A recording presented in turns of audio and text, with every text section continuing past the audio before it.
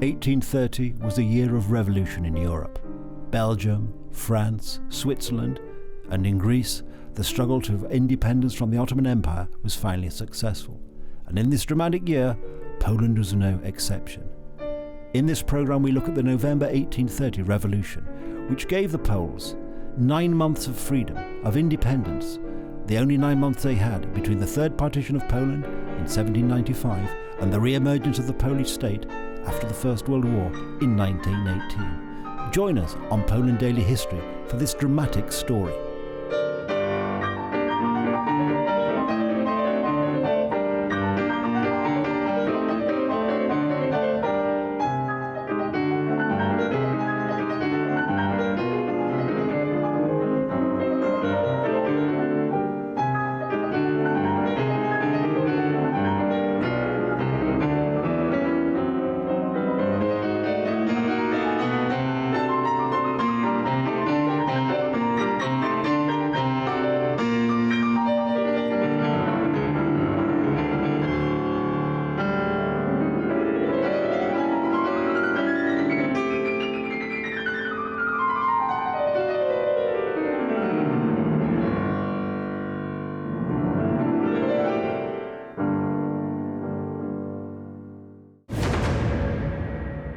In terms of did the government or the political figures, would they have envisaged restoring a constitution very like the one which they had after the formation of the Congress Kingdom, which actually was probably quite a liberal, as you said earlier, quite a liberal constitution with an elected Sejm and all those sorts of things.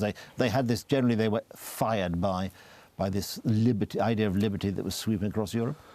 I mean, the idea of regaining independence was a priority, was preponderant. The form of government, I mean, there were opinions varied. Generally, the thing that was left undone in those days, that it was that the Polish government didn't do anything, in fact, or very little, to help the peasants, who were, the majority of Polish population, and they realized that. I mean, Polish politicians realized that they made a mistake only after the collapse of the uprising, and then in turn they would propose. I mean, most of them were in Paris at that time. I mean, after the uprising, we'll get to that. They would propose a very, very advanced social program. So that was the mistake. So that was the mistake that was made. Very little was made to help the peasants. Well, exactly. So because you didn't. So that was obviously a missed opportunity in terms of support. But if we can just go back to the sort of the military aspects of the revolution. We had that major battle which you mentioned earlier. Mm-hmm. What happened next? What did the generals have an overarching strategy as to how to defeat the Russians, or were they just responding to this larger army moving towards them? The latter, I would say. I mean, the supreme commander at that time, I mean, after the Battle of Grochów, who was the General Skrzynecki, it's awful to pronounce, was following a very, very, I would say, Fabian tactics. I would put it this way. I mean, he didn't believe in the success of the uprising. I mean, and you think that you make an interesting point, because a lot of them were sort of started off that, oh well, we can't seriously take on Russia as this state of Poland. But do you think, in actual fact, if there had been a bit more belief in that, they might actually have prevailed? Too little belief. That is another aspect of the uprising. Which is rather unusual when you think of sort of Polish uprisings, that there would be too little belief. I mean, you would rather expect there to be too much belief. I mean, there is a huge difference between the commandment and and soldiers or officers. I mean, the leadership was very, in fact, I mean, they really didn't believe that it was possible to, to win anything. But of course they couldn't. I mean, they wanted to have to maintain control over the army, and they knew they had to do something in order not to get, killed for treason. But it was it was little. I mean, there was a campaign that was, launched in spring. That was the so-called campaign against the guards, the Russian guards, commanded by the Tsar's brother. But yet again, I mean, it was always, too slowly, too. Because I think at the outset there had been this idea put forward that in actual fact they should try and do the fighting in Lithuania, or that part, rather than actually take the Russians on sort of further forward. They sent troops to Lithuania too late.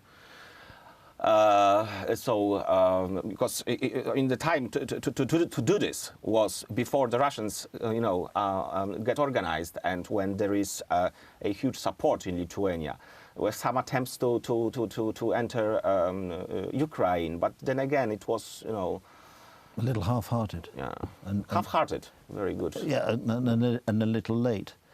Because I did remember, in some of my reading on the subject, that despite the disparity in the size of the Polish army and the Russian army, the Russians themselves were also slightly they were not fighting in such a way that they were unstoppable. It was conceivable that the Poles could have defeated them militarily, notwithstanding this disparity in numbers, notwithstanding the fact that the Polish army was 30% of new recruits compared to hardened soldiers. So it is interesting, isn't it, when you think about the what-ifs of history. But if we could just go back to the Battle of Grochów, then what happened militarily following that battle?